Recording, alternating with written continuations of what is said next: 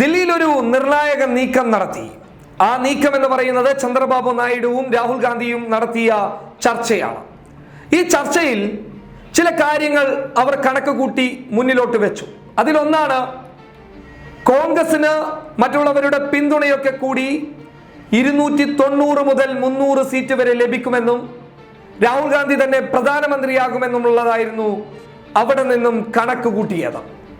ഈ കണക്ക് കൂട്ടലൊക്കെ പരിപൂർണതയോടുകൂടി നടക്കണമെന്നുണ്ടെങ്കിൽ, അതായത് ഒരു കാര്യത്തിലും എവിടെയും തെറ്റുപറ്റാതെ മുന്നോട്ട് പോകണമെന്നുണ്ടെങ്കിൽ മമതയുടെയും മായാവതിയുടെയും മനസ്സറിഞ്ഞ പിന്തുണ വേണം. ചന്ദ്രബാബു നായിഡു അവിടെ നിന്ന് തന്നെ ബംഗാളിലേക്ക് പുറപ്പെടാൻ തീരുമാനിക്കുകയും മമതയുമായി ഈ വിഷയം സംസാരിക്കാൻ തീരുമാനിച്ചതൊക്കെ ഈ കണക്ക് കൂട്ടലുകളെ അടിസ്ഥാനപ്പെടുത്തുകയാണ്. അപ്പോൾ കോൺഗ്രസ് 290 മുതൽ 300 സീറ്റുകൾ വരെ നേടാൻ ഇവരുടെയൊക്കെ പിന്തുണ മനസ്സറിഞ്ഞ് ലഭിച്ചാൽ സാധ്യതയുണ്ടെന്നും ഇതോടുകൂടി രാഹുൽ ഗാന്ധി ഇന്ത്യയുടെ പ്രധാനമന്ത്രിയായി വരാൻ പോവുമെന്നുമുള്ളതാണ് ആ കണക്കുകൂട്ടലുകൾ. ആ നിർണായക കണക്കുകൂട്ടലുകൾ നടക്കണമെന്നുണ്ടെങ്കിൽ തട്ടിപ്പുകൾ നടക്കാതിരിക്കണം. അതായത് ലക്നൗ എന്ന് പറയുന്ന ഇന്ത്യയുടെ ആഭ്യന്തരമന്ത്രി രാജ്നാഥ് സിംഗിന്റെ മണ്ഡലത്തിൽ പോലും വോട്ടിംഗ് മെഷീനുകൾ ഒരു സുരക്ഷാ സംവിധാനമില്ലാതെ ട്രക്കുകളിൽ കയറ്റിക്കൊണ്ടുപോകുന്ന ഒരവസ്ഥ കാണാൻ വേണ്ടി സാധിച്ചു. അതിന്റെ ദൃശ്യങ്ങൾ പുറത്തു വന്നതാണ്. എന്തിനു പറയണം, രാഹുൽ ഗാന്ധിയുടെ അമേത്തിയിൽ പോലും ട്രക്കുകളിൽ ഒരു സുരക്ഷാ സംവിധാനവും ഇല്ലാതെ EVM മെഷീനുകൾ കയറ്റുന്നതിന്റെ വീഡിയോ കോൺഗ്രസ് തന്നെ പുറത്തുവിട്ടിട്ടുമുണ്ട്.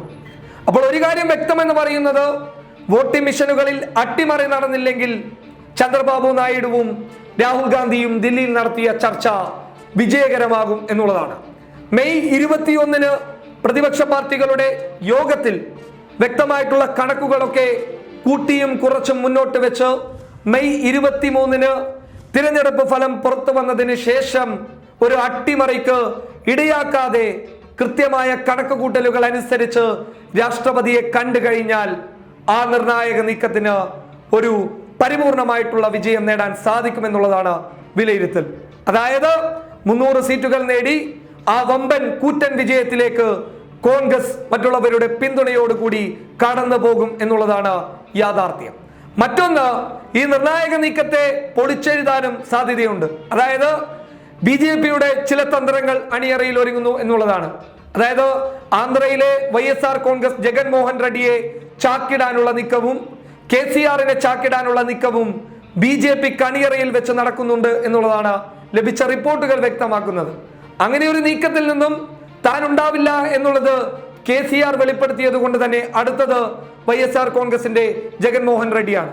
എന്നാൽ ജഗൻമോഹൻ റെഡ്ഡിയെയും വലയിലാക്കാനുള്ള ഒരു നീക്കം കോൺഗ്രസ് മുന്നോട്ട് വെച്ചിരിക്കുന്നു. അതായത് ആന്ധ്രയ്ക്ക് പ്രത്യേക സംസ്ഥാന പദവി നൽകാനുള്ള ഒരു നീക്കം. ഇതൊക്കെ അടിസ്ഥാനപ്പെടുത്തി തന്നെയാണ് ചന്ദ്രബാബു നായിഡു ദില്ലിയിൽ നടന്ന ആ നിർണായകമായിട്ടുള്ള ചർച്ചയിൽ 290 മുതൽ 300 വരെ സീറ്റ് നേടാൻ സാധ്യതയുണ്ടെന്ന വിലയിരുത്തൽ മുന്നോട്ട് വെക്കുന്നത്. എന്തായാലും ഈ നീക്കങ്ങളൊക്കെ നടന്നു കഴിഞ്ഞാൽ ഒരു മതേതരത്വ സർക്കാർ രാജ്യത്തിന് ലഭിക്കുമെന്ന് നമുക്ക് പ്രതീക്ഷിക്കാം. News desk public Kerala.